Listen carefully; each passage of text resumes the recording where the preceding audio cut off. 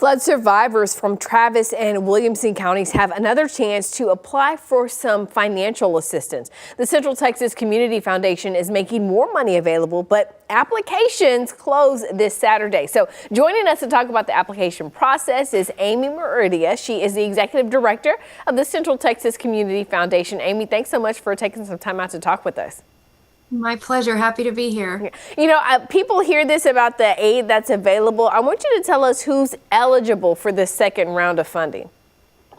Anyone that was impacted in Travis or Williamson County, if they go onto our website, they can get that application. It's available in English or Spanish.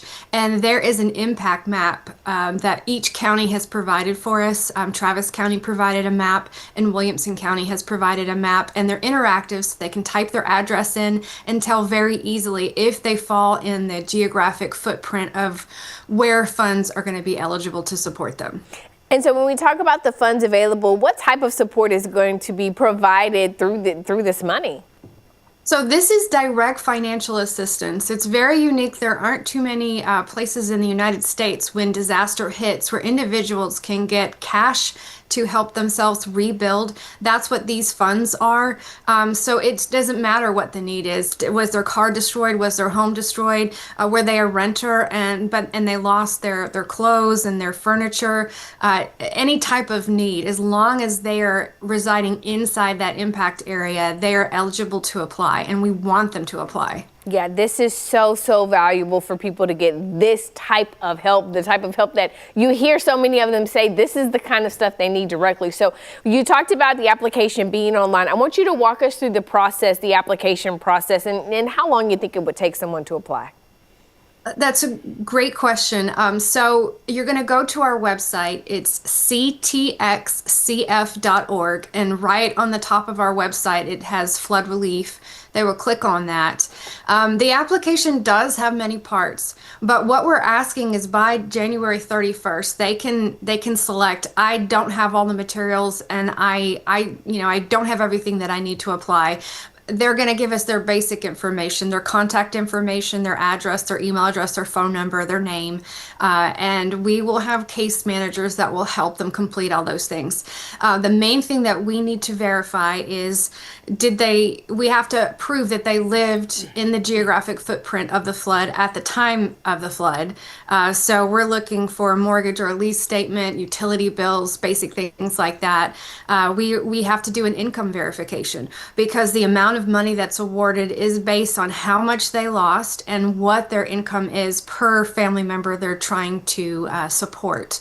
Those are the two main factors that drive how much money they get. The average gift for what went out in early November to the 115 residents in Travis and Williamson County was a little north of $30,000. We had several people that received much more than that, even up to $100,000 for that gift. So this is impactful funds that will help them rebuild.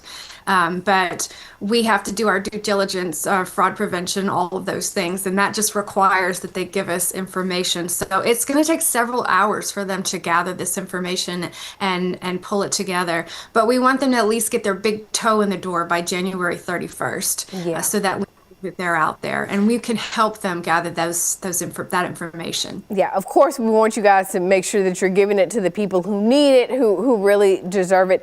Are there any common mistakes though that you notice in the application process, or is that something that's really handled by the case managers? You know, I think sometimes people are afraid to put their income. We ask for a copy of their tax return. Not everyone files taxes for a multitude of reasons. The most common mistake we see is that they just leave income blank because they're either afraid that they make too much, or they're worried that their documentation isn't sufficient. There are people who are on disability, or they may be on unemployment. There's a number of reasons why someone might not file their income taxes. That's okay. But we want to make sure, the reason why we ask for income taxes is because if let's say you're married and you and your spouse, you get your W-2, one W-2 is not enough. We want to make sure that we get that combined income because again, how much money they're going to receive is based on income, but everyone, and I do mean everyone that applies, no matter their income, will receive some level of support. Right. Give us the website one more time slowly for people. Yes. So it's ctxcf.org. So think about it. Central Texas Community Foundation. Yes. Yeah, perfect. All right. Executive Director Amy Meridia, we thank you so much for taking some time out to talk with us. Thank you so much for having me.